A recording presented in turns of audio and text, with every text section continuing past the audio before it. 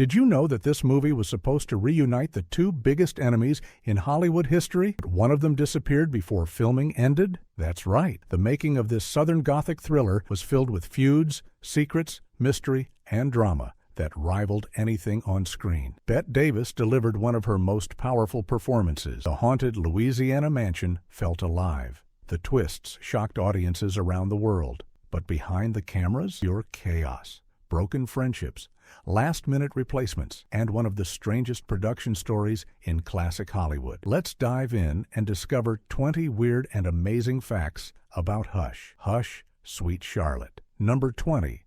The sequel that wasn't really a sequel. Most fans think this movie is a direct sequel to Whatever Happened to Baby Jane. It makes sense. Same director, same star, same gothic horror feel. But here's the twist.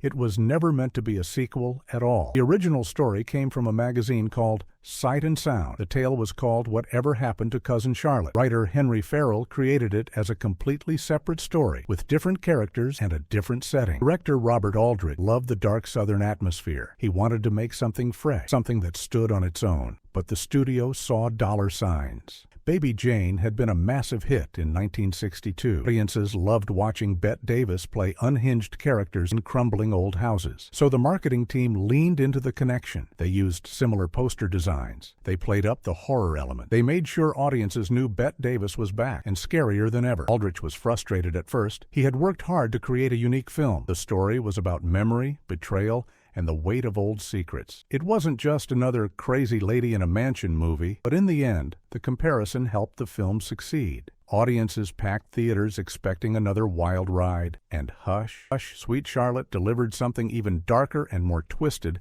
than they expected. What started as a standalone story became linked forever to its famous predecessor. Sometimes Hollywood connections are made in editing rooms, not on the page. Number 19. The Joan Crawford Mystery. Here's the fact that still makes Hollywood historians scratch their heads. Joan Crawford was supposed to be in this movie, not just in a small role. She was cast as the lead villain, Miriam. Production began with Crawford on set. Costumes were made. Scenes were rehearsed.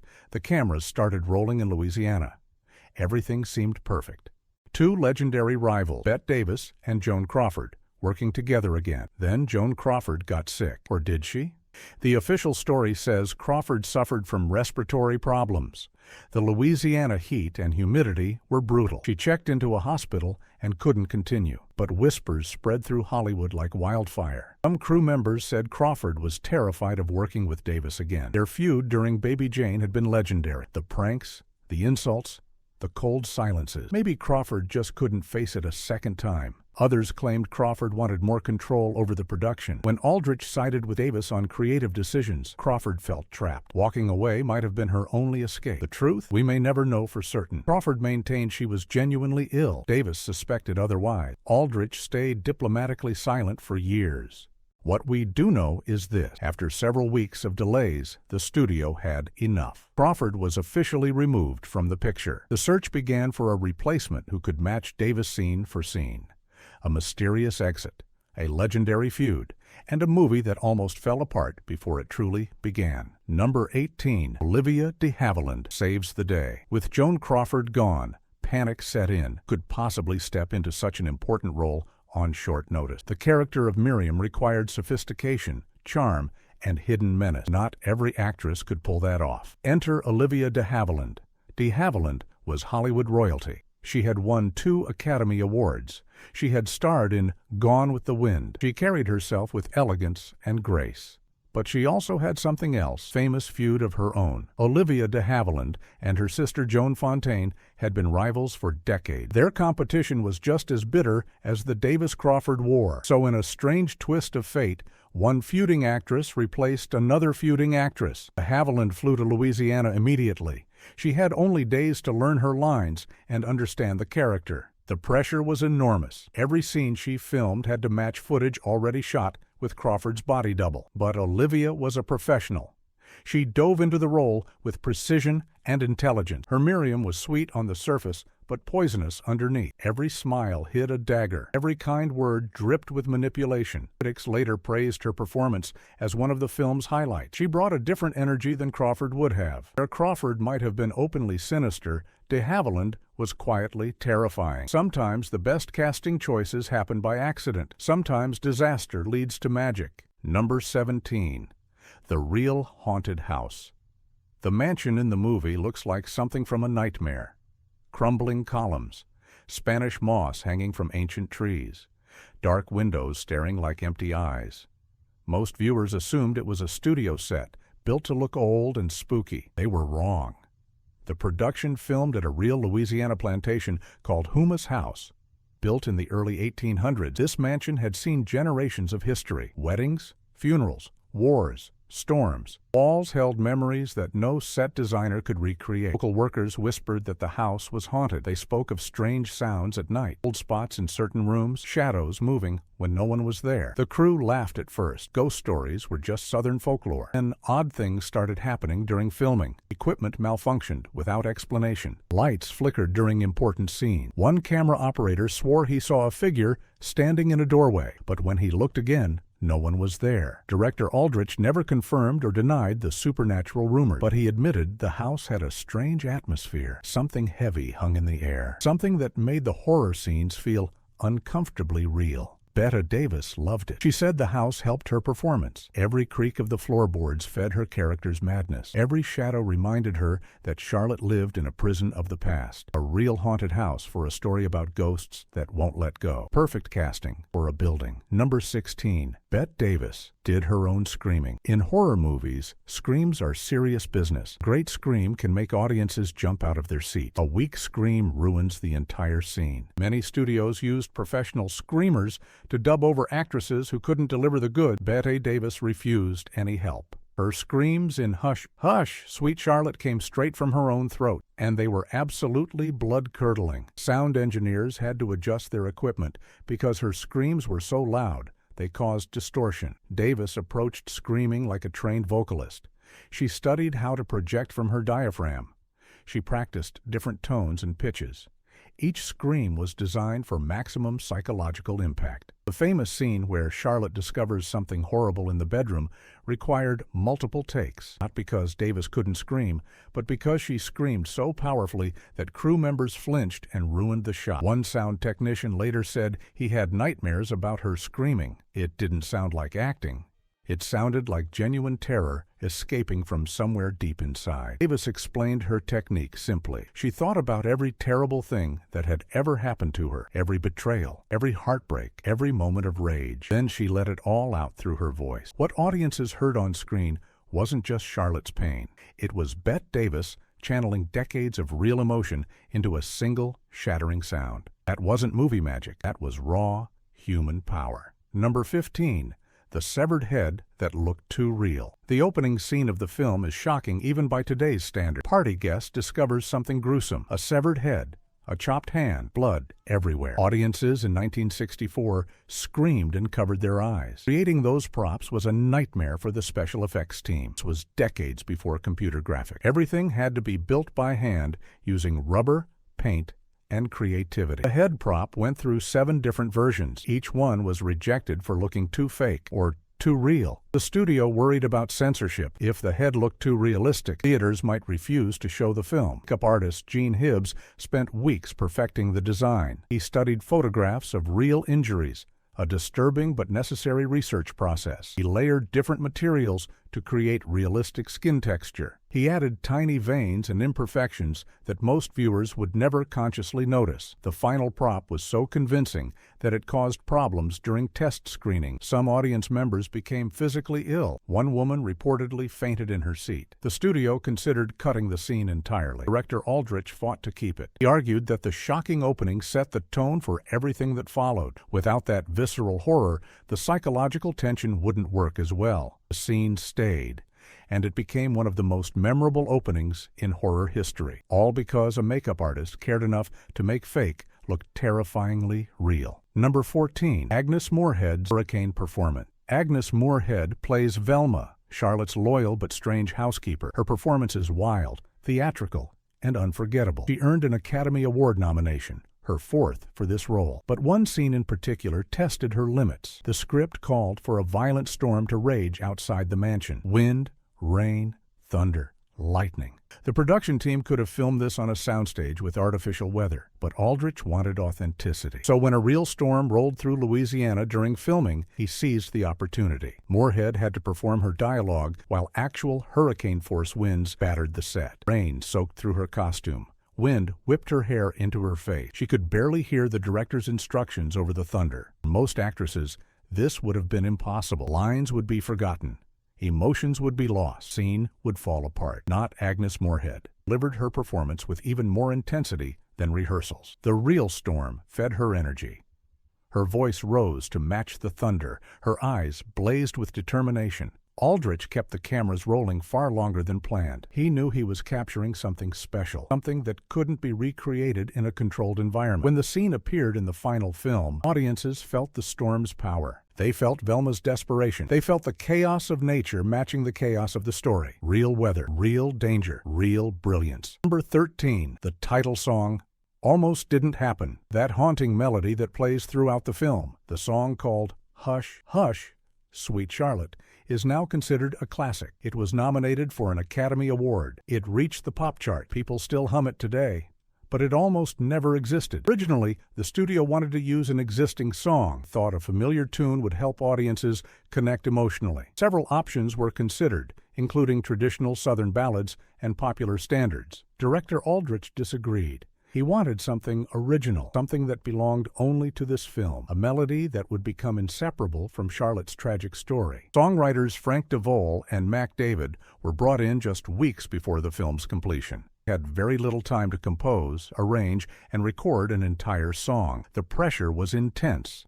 They wrote the song in a single weekend. DeVol created the melody first, a simple, childlike tune that sounded like a twisted lullaby. David added lyrics that hinted at secrets, loneliness, and lost innocence. Singer Patti Page recorded the version used in the film. Her voice was soft, almost whispering. It made the song feel intimate and unsettling at the same time. When the film premiered, audiences were mesmerized by the music.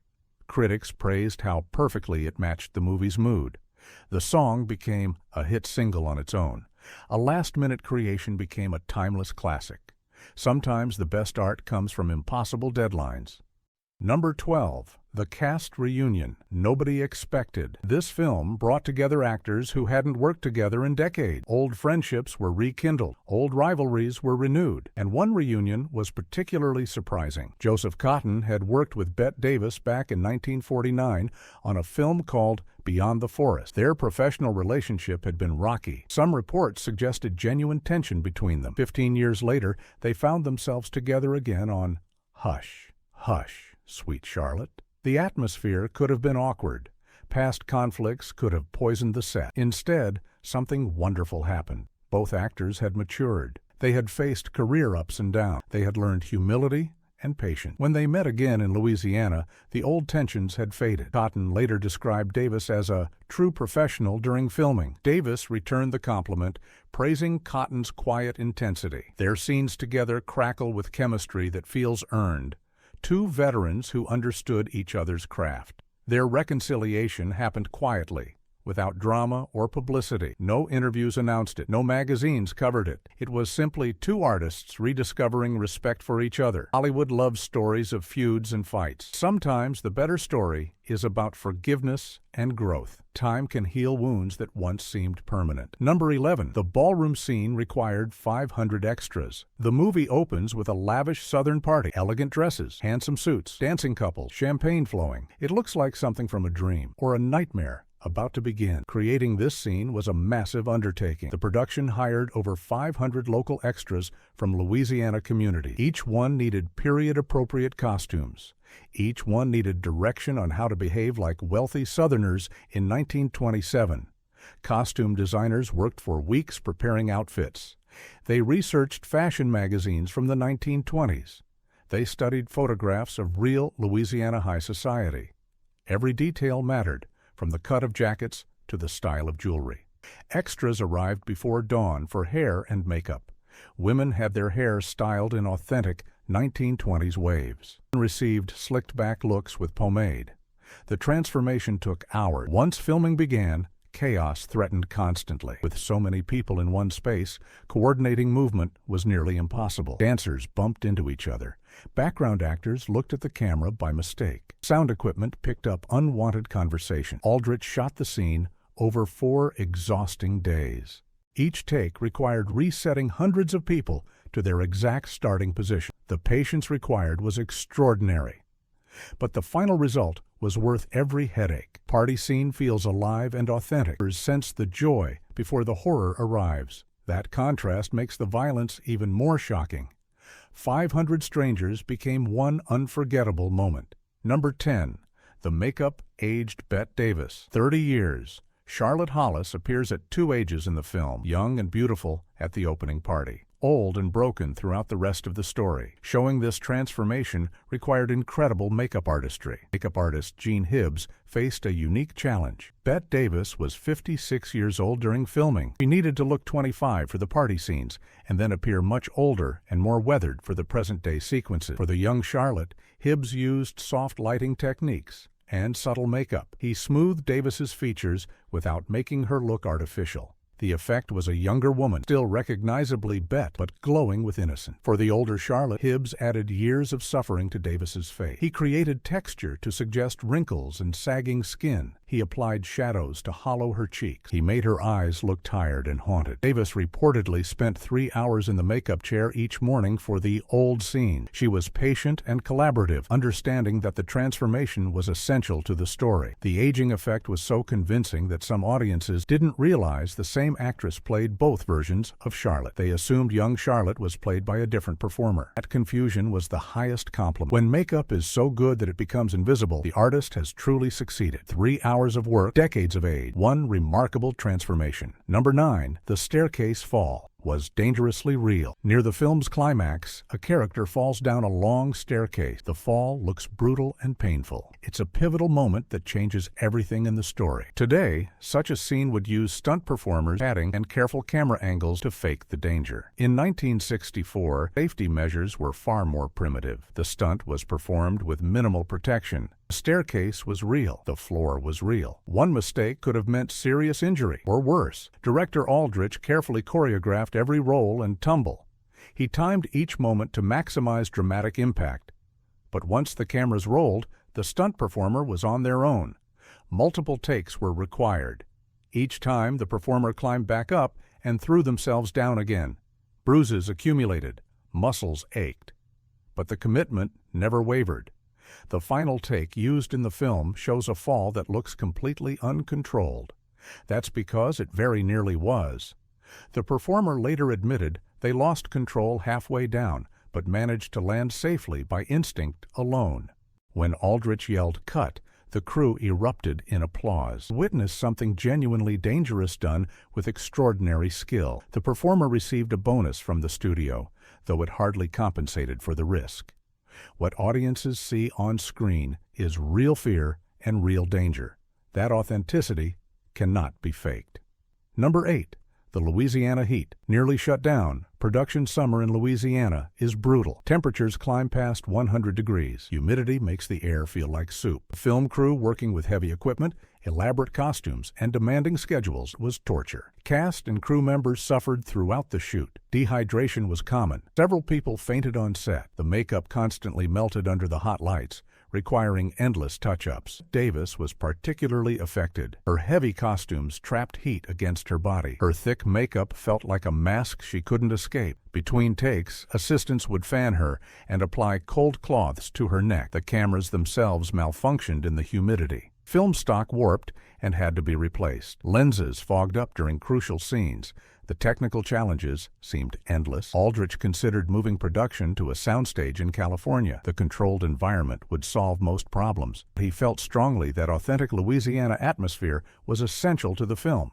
So they stayed and suffered. The The crew developed coping strategies. Filming began at dawn before temperatures peaked. Long breaks were scheduled during the hottest hours. Portable fans and ice became precious commodity. In the end, the suffering paid off. The Louisiana setting gave the film an atmosphere no Hollywood backlot could match. The Spanish moss, the humid air, the ancient plantation, they became characters in the story. Real sweat, real struggle, real Southern Gothic. Number 7. Victor Buono's menacing music. Victor Buono plays Big Sam Hollis, Charlotte's domineering father. His presence fills every scene he appears in. He seems larger than life, partly because of his physical size, but mostly because of his commanding performance. What most viewers don't know is that Buono was also a talented musician. During breaks in filming, he would sit at the plantation's old piano and play classical pieces. The haunting music echoed through the empty room. Director Aldrich noticed how the music affected the atmosphere. It made the mansion feel even more ghostly. Melodies seemed to awaken something in the old wall. Aldrich asked Buono to continue playing between takes, even when other actors were preparing for scenes. He believed the music helped everyone get into the right emotional state. It kept the darkness present, even when cameras weren't rolling. Bette Davis later said the piano music helped her find Charlotte's sadness. The notes reminded her that this house had once been filled with life and joy. Now it held only memories and pain. Some of Buono's piano playing can actually be heard faintly in the final film. Listen carefully during certain interior scenes, and you might catch distant notes beneath the dialogue. It wasn't planned, just happy accident that the sound department kept. A musician's gift became part of the movie's soul. Art creating art. Number 6. The controversial violence. For 1964, Hush. Sweet Charlotte pushed boundaries that made censors nervous. The opening murder was graphic. The psychological torment was intense. Some scenes suggested violence that audiences were forced to imagine. The motion picture production code still controlled Hollywood content. Violence had to be implied rather than shown. Blood was limited. Consequences were often hidden. Aldrich deliberately tested these limits. He showed just enough to shock, then cut away to let imaginations run wild. The meat cleaver, scattered body parts, the screams echoing through the night. Censors demanded cuts before the film could be released. Aldrich fought each demand. He argued that the violence was essential to understanding Charlotte's trauma. Without seeing what she witnessed, audiences couldn't understand her madness. Some compromises were reached. A few seconds were trimmed here and there, but the core horrors remained intact. The opening sequence kept most of its power. When the film premiered, audience reactions were split. Some viewers loved the intensity. Others were genuinely disturbed and complained to theater managers. Few cities threatened to ban the movie entirely. The controversy only helped ticket sales. People wanted to see what all the fuss was about. The film became one of the highest-grossing pictures of the year. Sometimes shocking audiences is worth the risk. Sometimes pushing boundaries opens doors. Number 5. The twist that fooled everyone. The movie contains a twist that audiences in 1964 never saw coming. Throughout the film, we believe we understand what happened and who is responsible. Then the truth is revealed, and everything changes. Writing that twist required enormous skill. Screenwriters Henry Farrell and Lucas Heller planted clues throughout the story.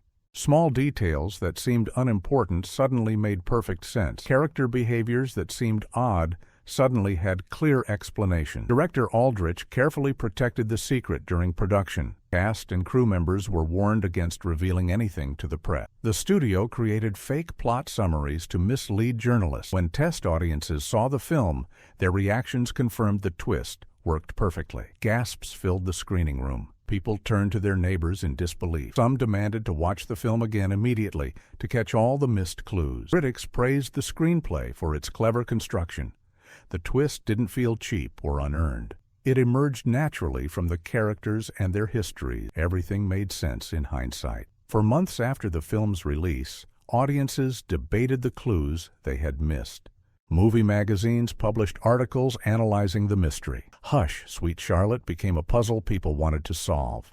A great twist makes you want to experience the story again. This film delivered exactly that magic. Number 4. Bette Davis's real tears. There's a scene where Charlotte breaks down completely. Years of pain and confusion pour out of her. She cries with the desperation of someone who has lost everything. Those tears were not manufactured by glycerin drops. They were completely real. Bette Davis used a technique called emotional memory. She would think about genuine tragedies from her own life, real losses, real heartbreak, real moments of despair. Then she would let those feelings flow through her performance. For this particular scene, Davis later revealed she thought about her failed marriages. She thought about career disappointment. She thought about friends who had betrayed her trust. The emotions that emerged were absolutely authentic. Director Aldrich kept the cameras rolling far longer than planned. He could see something extraordinary happening. Davis wasn't acting anymore. She was releasing genuine grief. When Aldrich finally called cut, Davis needed several minutes to compose herself. Crew members were visibly moved. Some had tears in their own eyes from watching her performance. That single take appears in the final film. Aldrich never asked for another. He knew he had captured lightning in a bottle, something that could never be repeated. Acting teachers still study this scene. It demonstrates how the deepest performances come from truth, not technique. Bette Davis gave Charlotte her own broken heart. That wasn't acting. That was a woman bleeding on camera. Number 3. The film almost had a different ending. The ending of Hush. Hush, Sweet Charlotte provides closure while leaving audiences unsettled. Justice is served, but tragedy lingers. It's a perfect balance of satisfaction and melancholy. But the original script had a completely different conclusion. In the first draft, the ending was more ambiguous. Questions remained unanswered. The fate of certain characters was left unclear. Some viewers would have found this intriguing. Others would have been frustrated. Test audiences were divided. Some loved the mysterious conclusion. Others complained that they felt cheated. They wanted clear resolution after investing 2 hours in the story. The studio pushed for a more definitive ending. They wanted audiences to leave the theater satisfied, not confused. Box office success depended on positive word of mouth, and frustrated viewers don't recommend movies to friends. Aldrich resisted at first. He believed the ambiguous ending was more artistic. It allowed viewers to draw their own conclusion. It respected their intelligence. Eventually, he compromised. The new ending provided more closure while retaining some mystery. The changes required bringing actors back for additional shooting weeks after principal photography had wrapped. Most viewers today don't know they're watching the revised ending. It feels natural and inevitable, but somewhere in a Hollywood vault, the original conclusion may still exist. A road not taken. Number 2. The Academy recognized but didn't reward Hush. Hush, Sweet Charlotte received 7 Academy Award nominations.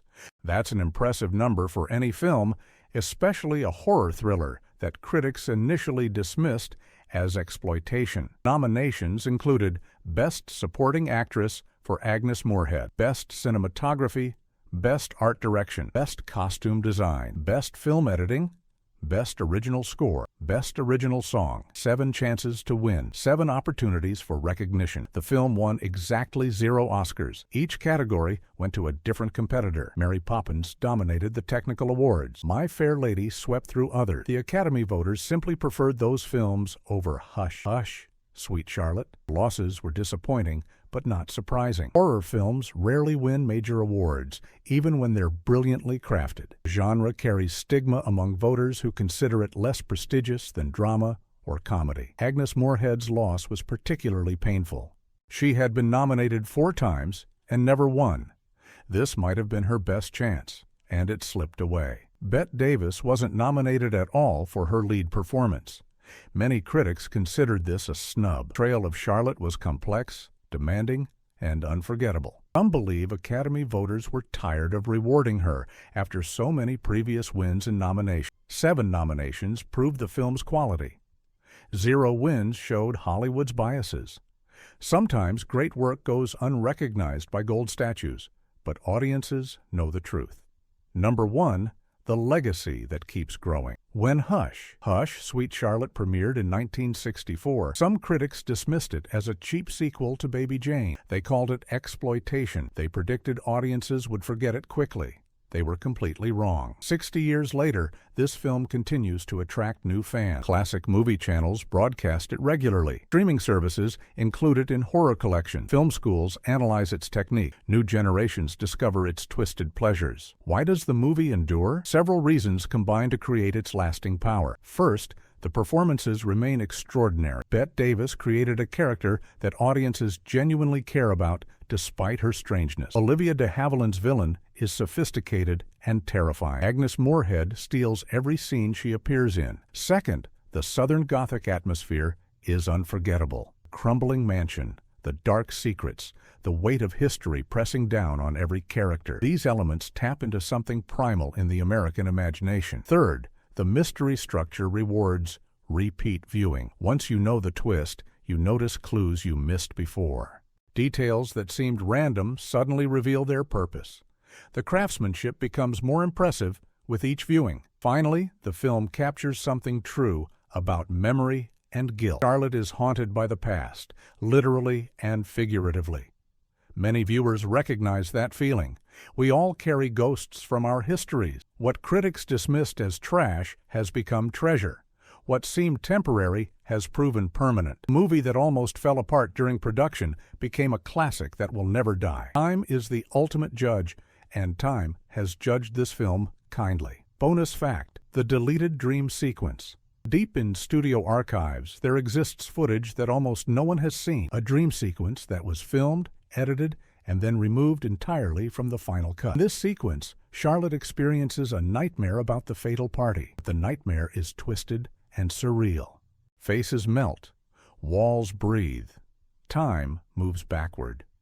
The meat cleaver floats through the air in slow motion. Director Aldrich was inspired by European art films he had seen. He wanted to bring surrealist techniques into American horror. The sequence was expensive and time-consuming to create. Special effects artists used techniques borrowed from experimental cinema.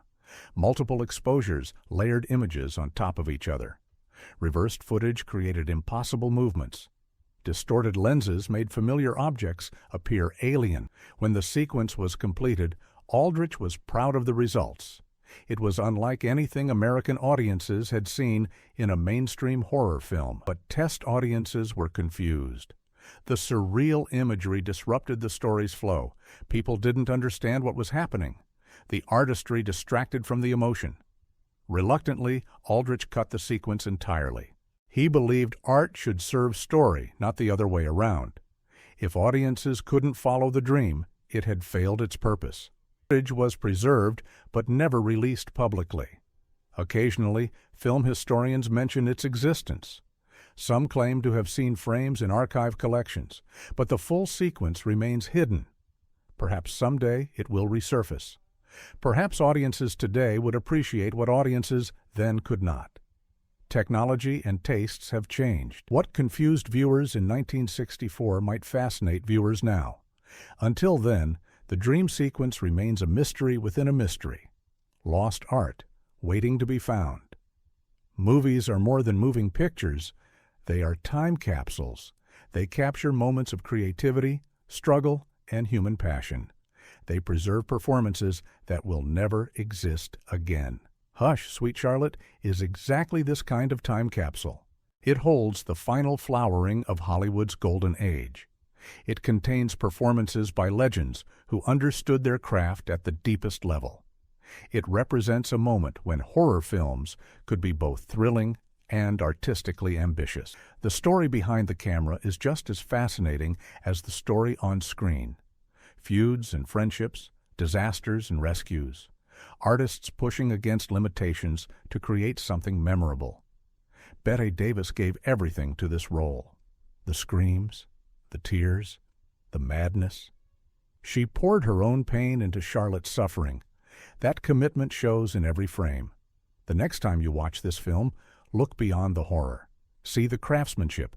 Notice the details. Appreciate the work of hundreds of people who turned a troubled production into a lasting achievement. If you enjoyed these stories, subscribe for more. Every movie hides secrets worth discovering. Every production has tales that deserve telling. We'll keep uncovering them, one story at a time.